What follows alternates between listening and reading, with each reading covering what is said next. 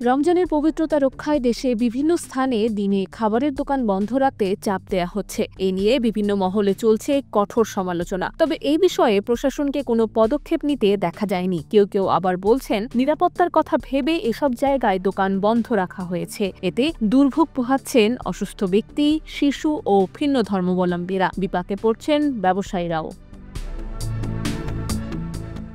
চাঁদপুরের মতলব উত্তর উপজেলার সংবাদদাতা জানান, ছ্যাঙ্গারচর পৌরবাজারে রমজানের দিনে হোটেল রেস্তোরাঁ খোলা রাখলেই ৩,০০০ টাকা জরিমানার ঘোষণা দিয়ে নোটিশ দিয়েছে স্থানীয় বণিক সমিতি। বাজারের ব্যবসায়ীরা জানান, সকাল থেকে বেলা ৩টা পর্যন্ত বাজারে হোটেল রেস্তোরাঁ ও চায়ের দোকান বন্ধ রাখার নির্দেশ দিয়েছে ছ্যাঙ্গারচর পৌর সমবায় সমিতি। আদেশ অমান্যকারীদের জরিমানা করা হবে। নোটিশে সমিতির সভাপতি আব্দুল মান্নান লস্করের স্বাক্ষর রয়েছে এবং তিনি এই নির্দেশনা দেওয়ার কথা স্বীকারও করেন।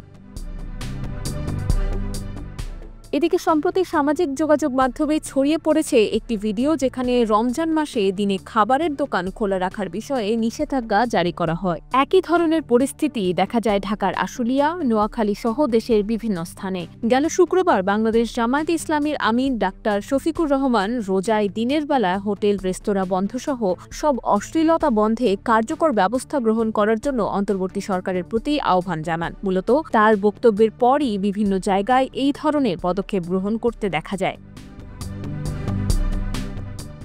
IBTV USA, new York.